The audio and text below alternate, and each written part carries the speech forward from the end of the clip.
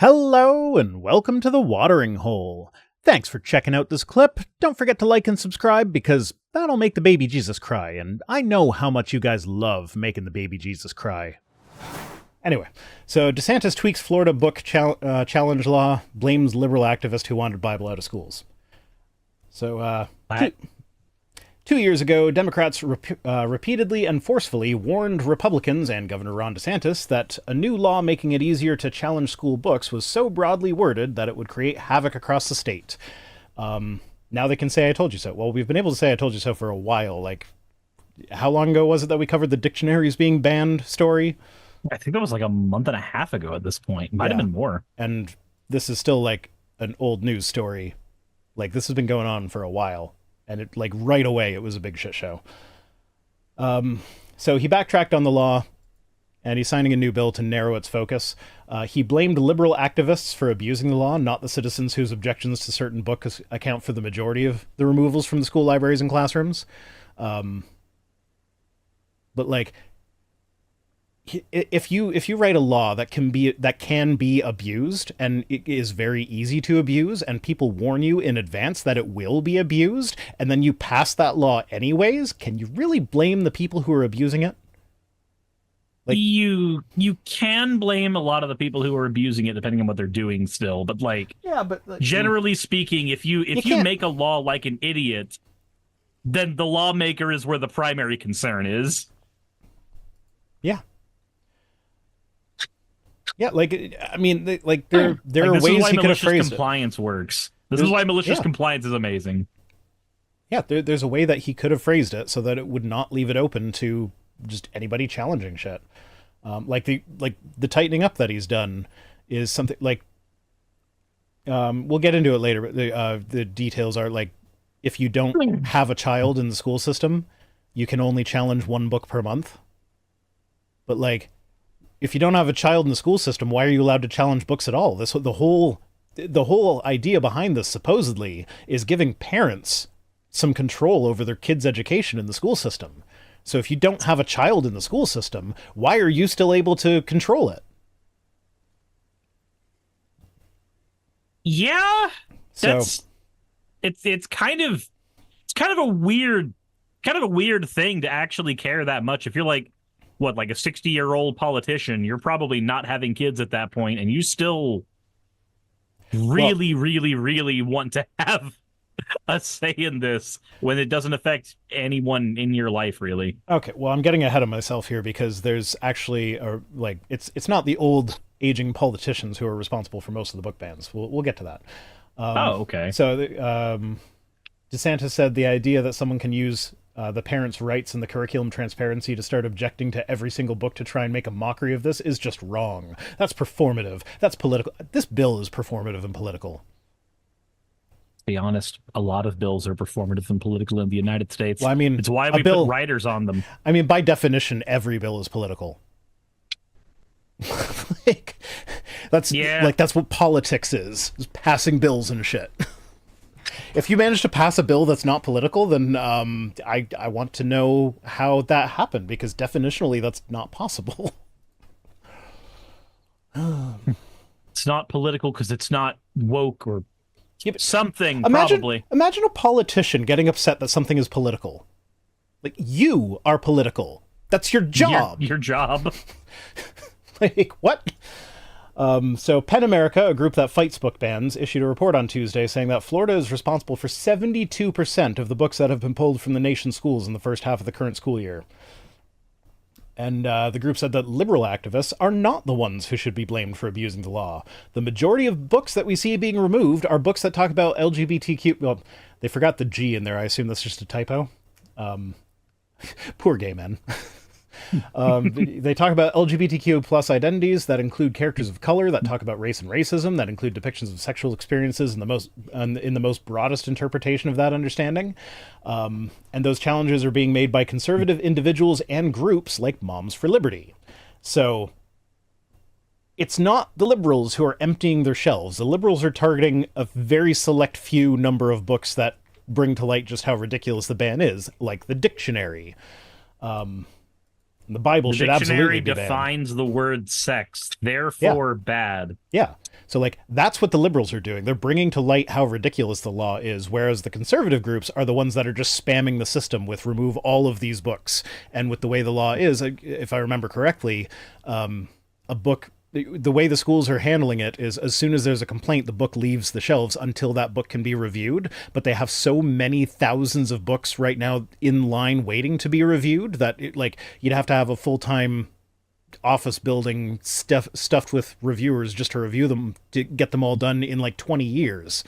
So it's effectively, as soon as a book is complained about, it is effectively banned, even if it's not actually banned, because it's the only way to make that function at all. Yeah, despite the fact that not being so, that's not functional, but it's the only way to make it do anything. And I guess I have to put up a different definition of function. Function in this case isn't doing something, because it's just spinning its wheels, because it's the only thing it can do. It can't function effectively. God. So yeah, the original law allowed any person, parent or not, district resident or not, so you didn't even have to live in the school district. You could then call up the district and challenge as many books as you want, as often as you like. Back to the news item that we're ostensibly talking about.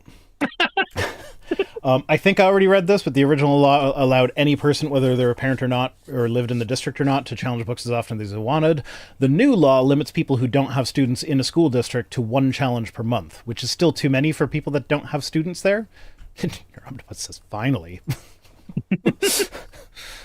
Hey guys, we're talking about news. Did you know that? Because I was just informed. Yeah, and so just this week in conservative Clay County, one person challenged 40 books. And DeSantis campaigned very heavily on his education platform, which is basically a non-education platform. Mm-hmm. Termo 10 says, "Were we talking about the news?" Oh yeah. And so House Democratic leader Fentress Driscoll says, "It's just a big mess that DeSantis created, and now he's trying to disown it, but I don't know if he'll be able to distance himself from this because he campaigned on it so hard." That's what happens when, instead of campaigning on things you actually believe in, you just spend your time trying to placate a whole bunch of bigots. It's weird when they start doing the eating faces thing. Sometimes it ends up being your face. It's awkward.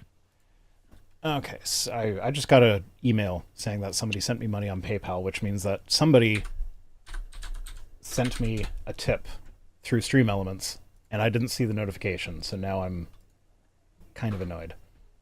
Jessa Proxy says, but he is a bigot. Oh, most certainly. However, as a politician, when everything you're doing is for the purpose of placating a base in one form or another, you can find yourself in some weird hot water. So yeah, Anonymous sent me $4.20 to say that pun deserved a tip. And I'm sorry, Anonymous, but that was long enough ago that I don't remember what the pun was. So yeah, DeSantis created a big mess, and now he's trying to backtrack because he realized how unpopular it is and how big of a mess it is. So yeah, it's not the only example of the governor having to make adjustments to ideology he championed while seeking the White House. He also made concessions in the settlement of several lawsuits involving the state and Walt Disney World. So if you remember DeSantis versus Disney, DeSantis is such a shit person that he could make me root for the Disney Corporation. Yeah, they are fucking evil. Disney himself was probably a Nazi sympathizer. I know the guy who played Geppetto, who Disney had a hand in hiring, was basically a Nazi, which is very it makes Pinocchio much harder to watch. I don't mean Tom Hanks. Tom Hanks is not a Nazi. Tom Hanks is delightful. Don't be hating on Tom Hanks. I have a friend who his girlfriend's Jewish, and it is very hard for her to stomach anything Disney because of that associated history. Yeah. They never distance themselves from it, really. And it's kind of gross. And I don't know, I have a love-hate relationship with them because they do have so many good movies. But I mean, modern Disney seems to have lost any sort of passion. Like they just see what makes money and are like, let's do that more. And then when people stop coming to see that, we will do something different. We will pivot to something different that is easy and makes, like, the live action remakes. Like the live action remakes are also done so that they can maintain their copyrights, if memory serves, because there's that's not how copyright works. It would be the trademarks that they want to maintain, because trademark you have to trademarks for their copyright, for their merchandising. Yeah, and copyright just expires eventually anyway. Like whether they use it or not. That's how Steamboat Willie ended up in the public domain. So that was the Don't Say Gay bill that banned classroom lessons on gender identity and sexual orientation. And the Associated Press asked DeSantis' office for examples of liberal activists abusing the law, and it provided one. Friend of the show, Chaz Stevens, a South Florida resident who has often lampooned the government. He raised challenges in dozens of school districts over the Bible, dictionaries, and thesauruses. Yay, let's just ban everything. That was his thing. If you're going to ban things that mention sex, got to ban the dictionary, got to ban thesaurus. Got to ban the Bible. The change to the law ensures that book challenges are limited for individuals like Chaz, who do not have children with access to the school district's materials. DeSantis spokeswoman Julia Friedland said in an email. She didn't reply to follow-up emails requesting more examples. So, funny thing, the only example they could find of a liberal abusing the system was the one guy who, anytime laws like this are passed, he ends up in the news for showing the loopholes. Mm-hmm. So, like, that's the same guy that sent the "In God We Trust" posters to Texas school boards where it was written in Arabic because it didn't specify that it had to be in English. This is the same guy that erected the beer can Festivus pole across from one of the nativity scenes. Like, this is what he does. This is his thing. Is like, oh, there's a loophole in that law. I am going to exploit that. So like, it's very telling that that is the only person they could find that is a liberal abusing this law, so to speak. Meanwhile, you have Moms for Liberty challenging any book that dares to mention that gay people exist. But imagine that being basically your special interest, as it were. Every single time a law comes out that is easily abusable, you're just like, hey, you should have made this a little more ironclad. Here's where you fucked up. That's just like that is a thing that you can just have as a legacy. Yeah, so I guess he started his whole thing when 11 years ago he made national news when he installed a Festivus pole made out of beer cans across from a nativity scene displayed in the Capitol, and he was delighted that DeSantis' office singled him out. This is so Chaz. He says, when they need to make stupid stupider, they send me up. I'm part comedian, part activist, and part artist. I just want a better society, Stevens said. I'm an idiot, but a smart guy at the same time. Jesus Christ. That's better than what the conservative version of that joke would have been. I'm stupid, but I identify as smart. Yeah. Okay, we've got a first-time chat from... Oh, there we go. Fennec's on it. Thank you, Fennec. Just had a bot in the chat trying to get people to go to a website. Fuck him. No, I don't want to reward him with my lovely dick. Okay, so don't fuck him, but... I don't know. Fuck it. So... In Florida, there's been a long-standing tradition, like this says DeSantis' predecessor, current Republican Senator Rick Scott, but it's been this way for like a couple decades now, I think, is that in the Florida State Capitol in Tallahassee, they have the third-floor rotunda is designated the free speech zone, where anyone can just like peacefully demonstrate to show their support or opposition to whatever might be going on in the legislature. DeSantis enacted new rules where people could be arrested for just demonstrating there. For rather ironically, given what a lot of the January 6th defendants are being charged with, the thing that he put it is like trying to delay or interfere with an official proceeding, which, like, that's almost verbatim the language that is in the statute that the January 6th defendants are being targeted with, except the difference being that, like, there's a difference between going to the Capitol Rotunda with a sign saying, hey, don't vote for this, and breaking into the Capitol to, like, violently stop them from voting for the next president. So, like, one of those is a legit thing that you don't want to happen, and the other is free speech. So, remember, though, the party of lower government oversight. Yep. The party of small government. Yeah, DeSantis would say that he is a free speech champion, free speech defender. He eliminated the free speech zone in the Capitol building.